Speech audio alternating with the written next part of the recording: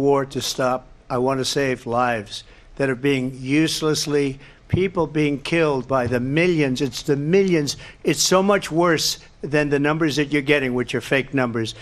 Look, we're in for 250 billion or more because they don't ask Europe, which is a much bigger beneficiary to getting this thing done than we are. They're in for $150 billion less because Biden and you don't have the courage to ask Europe like I did with NATO. They paid billions and billions, hundreds of billions of dollars when I said, either you pay up or we're not going to protect you anymore. So that's maybe one of the reasons they don't like me as much as they like weak people.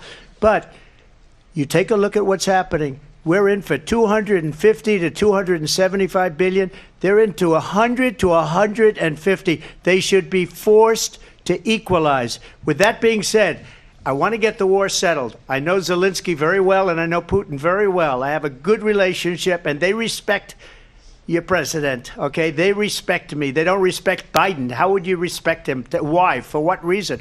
He hasn't even made a phone call in 2 years to Putin, hasn't spoken to anybody. They don't even try and get it. That is a war that's dying to be settled. I will get it settled before I even become president. If I win, when I'm president-elect, and what I'll do is I'll speak to one, I'll speak to the other, I'll get them together. That war would have never happened. And in fact, when I saw Putin after I left, unfortunately left because our country has gone to hell. But after I left, when I saw him building up soldiers, he did it after I left, I said, oh, he must be negotiating. It must be a good, strong point of negotiation. Well, it wasn't, because Biden had no idea how to talk to him. He had no idea how to stop it. And now you have millions of people dead, and it's only getting worse, and it could lead to World War III. Don't kid yourself, David. We're playing with World War III, and we have a president that we don't even know if he's... Where is our president? We don't even know if he's a pain like a dog. We don't even know.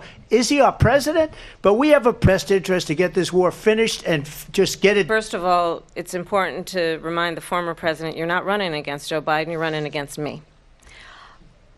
I believe the reason that Donald Trump says that this war would be over within 24 hours is because he would just give it up. And that's not who we are as Americans. Let's understand what happened here.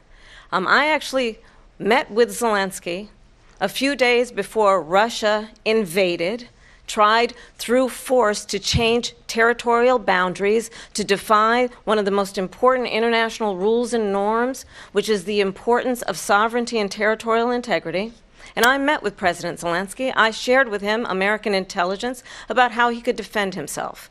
Days later, I went to NATO's eastern flank, to Poland and Romania. And through the work that I and others did, we brought 50 countries together to support Ukraine in its righteous defense. And because of our support, because of the air defense, the ammunition, the artillery, the javelins, the Abrams tanks that we have provided, Ukraine stands as an independent and free country. If Donald Trump were president, Putin would be sitting in Kyiv right now. And understand what that would mean, because Putin's agenda is not just about Ukraine. Understand why the European allies and our NATO allies are so thankful that you are no longer president, and that we understand the importance of the greatest military alliance the world has ever known, which is NATO, and what we have done to preserve the ability of Zelensky and the Ukrainians to fight for their independence. Otherwise, Putin would be sitting in Kyiv with his eyes on the rest of Europe, starting with Poland. And why don't you tell the 800,000 Polish Americans right here in Pennsylvania how quickly you would give up for the sake of favor and what you think is a friendship with what is known to be a dictator who would eat you for lunch. Would be sitting in Moscow, and he wouldn't have lost 300,000 men and women, but he would have been sitting in Moscow. Quiet, please. He would have been sitting in Moscow, much happier than he is right now. But eventually, you know, he's got a thing that other people don't have. He's got nuclear weapons. They don't ever talk about that. He's got nuclear weapons. Nobody ever thinks about that. And eventually, maybe he'll use them, and maybe he hasn't been that threatening, but he does have that. something we don't even like to talk about. Nobody likes to talk about it. But just so you understand, they sent her to negotiate peace before this war started. 3 days later, he went in and he started the war because everything they said was weak and stupid. They said the wrong things. That war should have never started. She was the emissary. They sent her in to negotiate with Zelensky and Putin, and she did. And the war started with her. She's worse than Biden. In my opinion, I think he's the worst president in the history of our country. She goes down as the worst vice president in the history of our country. But let me tell you something. She is a horrible negotiator. They sent her in to negotiate. As soon as they left, Putin... And I said it at the beginning of this debate, you're going to hear a bunch of lies coming from this fellow. And that is another one. When I went to meet with President Zelensky, I've now met with him over 5 times.